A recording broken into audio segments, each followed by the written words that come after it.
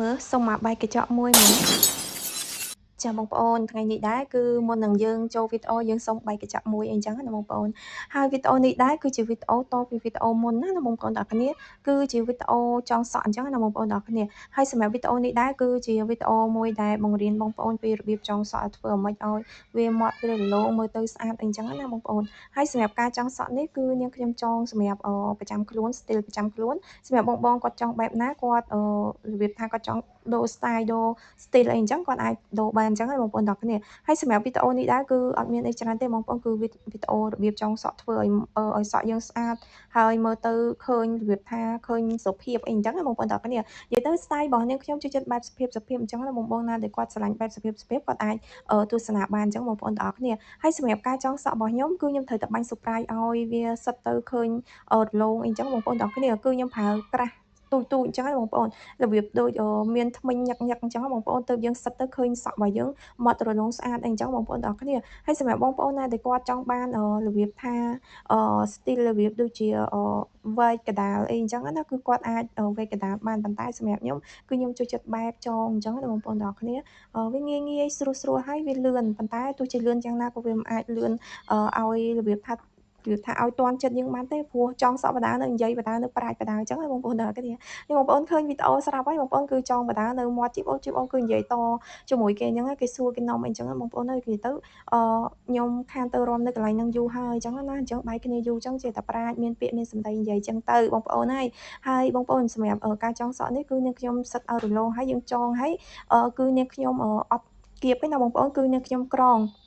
យើងក្រងសក់ប៉ិតរបស់យើងអញ្ចឹងណាបងប្អូនក្រងសក់ប៉ិតហើយទៅយើងដាក់សក់សូត្រពីលើអញ្ចឹងណាបងប្អូនហើយការចងសក់របស់យើងមិនបាច់ចាំបាច់ទៅរកជាងទៅរកអីមកចងសក់ឲ្យយើងអីចឹងយើងចងខ្លួនឯងយើងធ្វើខ្លួនឯងទៅយើងសេវលុយបានខ្លះអីចឹងណាបងប្អូនហើយនិយាយទៅបងប្អូនអើយបើខ្ញុំមិនធ្វើខ្លួនឯងមិនផាត់មុខធ្វើសក់ខ្លួនឯងយើងទៅជួលជាងគឺវាអស់លុយច្រើនដោយសារតែយើងរាំអញ្ចឹងយើងជួលគេទៀតទៅហើយបងប្អូនអើយគ្មានសូវសល់លុយទេហើយសម្រាប់ការចងសក់នេះគឺនាងខ្ញុំក្រងវាបែបហ្នឹងបងប្អូនឃើញហើយគឺយើងក្រងពីក្នុងបែបហ្នឹងអញ្ចឹងណាបងប្អូនទាំងគ្នានិយាយទៅដោយសារតែខ្ញុំអត់បានគៀបបើសិនជាខ្ញុំគៀបឲ្យត្រង់ក៏ខ្ញុំអត់ក្រងដែរព្រោះយើងសក់ត្រង់ហើយប៉ុន្តែនេះខ្ញុំអត់បានគៀបគឺខ្ញុំត្រូវតែត្រង់អញ្ចឹងអឺត្រូវតែក្រងអញ្ចឹងណាបងប្អូនទាំងអស់គ្នានិយាយទៅនិយាយមកចង់ជាប់មាត់និយាយទៅយើងត្រូវតែក្រងអញ្ចឹងហើយកុំឲ្យវាឃើញស្ពីងសពងមើលទៅសក់អត់ស្អាតទៅពេលយើងក្រងទៅវាប្លែកម្យ៉ាងដែរតើបងប្អូនមានអីហើយសម្រាប់បងណាដែលគាត់របៀបថាគាត់នឹកឃើញថាបើសិនជាក្រងទៅឃើញខាងលោរំកលីកវីកវត្តអញ្ចឹងទៅវាអត់ស្អាតអីអញ្ចឹងបងប្អូនអាចគៀបបានអញ្ចឹងណាបងប្អូនទាំងគ្នាហើយវីដេអូនេះគឺនឹងខ្ញុំធ្វើក្រងវីដេអូក្រោយនឹងខ្ញុំនឹងធ្វើជាវីដេអូមួយដែលគៀបហើយដាក់សក់ពីលើអញ្ចឹងណាសក់សូត្រអញ្ចឹងណាបងប្អូនទាំងគ្នាហើយសម្រាប់សក់ខ្ញុំដាក់គឺមិនមែនជាសក់ប៉ិតទេណាបងប្អូនគឺសក់សូត្រសក់ប្រភេទលេខ1សូត្រលេខ1បងប្អូនគឺស្អាតខ្លាំងមែនតើគឺនឹងខ្ញុំមានលក់ផ្ទាល់តែម្ដងបងប្អូនទាំងគ្នាមានច្រើនពណ៌ច្រើនជម្រើសច្រើនប្រវែងមាន7ទឹកកន្លះ8ទឹកកន្លះអីអញ្ចឹងណាបងប្អូនទាំងគ្នាតែឥឡូវគេនិយមចងសក់វែងគឺភាគច្រើនគឺលក់ដាច់8ទឹកកន្លះអីអញ្ចឹងណាបងប្អូនហើយសម្រាប់បងប្អូនណាដែលគាត់ចង់បានសក់សូត្រប្រភេទលេខ1ពាក់ចូលរួមកម្មវិធីមង្គលការជប់លៀងអីផ្សេងពាក់រាំអីដូចនឹងខ្ញុំច្រៀងក្នុងផាបច្រៀងតាម affair តាមអីគាត់អាចធ្វើការកំងពីនាងខ្ញុំបានមានច្រើនពណ៌ច្រើនជម្រើសខ្លាំងមែនតើបងប្អូនទាំងអស់គ្នាបងប្អូនអាចឆាតមកនាងខ្ញុំបានណាបងប្អូនចូលឆាតជាមួយ YouTube ហ្នឹងក៏បានដែរបងប្អូនទាំងអស់គ្នាហើយសម្រាប់ការចងសក់បងប្អូននៅប្លែកអត់គឺនាងខ្ញុំដាក់សក់ពីមុខអញ្ចឹងយើងចងជាមួយនឹងតាគៀបវាខាងក្នុងធម្មតាសក់វាមានតាគៀបឲ្យយើងសក់ប៉ុន្តែនាងខ្ញុំអត់សក់ទេនាងខ្ញុំធ្វើការជ្រើសរើសជាមួយនឹងការចងអញ្ចឹងវាបានរបៀបថាវាបា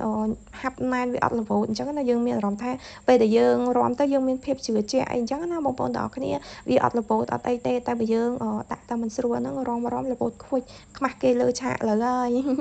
យហ្នឹងហើយបងប្អូនទាំងអស់គ្នាសម្រាប់ការចងសក់វីដេអូនេះចិត្តរួយបងប្អូនទាំងអស់គ្នាស្អាតបដាហើយនិយាយទៅបងប្អូនទាំងអស់គ្នាកាលណាយើងអត់ទាន់តែងខ្លួនយើងមើលទៅឃើញធម្មតាអត់ប្លែកអញ្ចឹងណាមើលស្គាល់តែពេលតែងខ្លួនទៅមើលឡើងស្គាល់បែកភ្នែកសាហាវហើយនឹងការ make up ធម្មតាផងបងប្អូនបើសិនជា make up បែបកូនក្រមុំបែបហិលហោះទៀតមើលឡើងស្គាល់បរយបងប្អូនអើយហើយការចងសក់នេះហើយបងប្អូនគឺផាត់មុខវីដេអូមុនផាត់មុខវីដេអូនេះគឺចងសក់ឲ្យបងប្អូនឃើញតែម្ដងណាការតុបតែងខ្លួនណាបងប្អូនទាំងគ្នាអូយចេញរឹកចេញរៀងកាច់រឹកកាច់រៀងម៉ែនាងហើយនាងអូយនិយាយទៅបងប្អូនអើយកាច់រឹកកាច់រៀងចង់បង្ហាញហ្នឹងណាបងប្អូនទាំងគ្នាខ្ជូតអស់បងប្អូននិយាយទៅប្លែកសាហាវហ្មងពេលមិនទាន់តែងខ្លួនណាពេលតែងខ្លួនណាហើយនាងខ្ញុំមកពាក់កវិលចឹងបងប្អូននិយាយទៅនាងខ្ញុំក៏មានលក់ដែរកវិលនេះបងប្អូនគឺរូបមេអំបៅត្បូងបែបហ្នឹងបងប្អូនទាំងគ្នាគឺស្អាតហ្មងពាក់ទៅឃើញកាចហ្មងបងប្អូនទាំងគ្នាមិនកាចយ៉ាងណាបើមនុស្សស្លូតនៅតែស្លូតហ្នឹងបងប្អូនហើយឥឡូវយើងមកពាក់ជាមួយ ជាមួយពួកម៉ាក់យើងបងប្អូនមិត្តភ័ក្តិយើងនិយាយទៅកវលពោះហ្នឹងណាគេហៅថាពួកម៉ាក់យើងអញ្ចឹងណាដល់ពេលអញ្ចឹងខ្ញុំចេះហៅតាមគេបងប្អូនឲ្យតន់ត្រេនតន់អីគេទៅអញ្ចឹងណាបងប្អូនដល់គេយើងតាមសម័យកាលអញ្ចឹងបងប្អូនដល់គេកុំឲ្យខុសគេតែឯងអញ្ចឹងគេរបៀបថាគេដឹងគ្រប់គ្នាយើងអត់ដឹងហ្នឹងដឹងគេហៅអីគេមិត្តភ័ក្តិអីហ្នឹងពោះសោះតាមពិត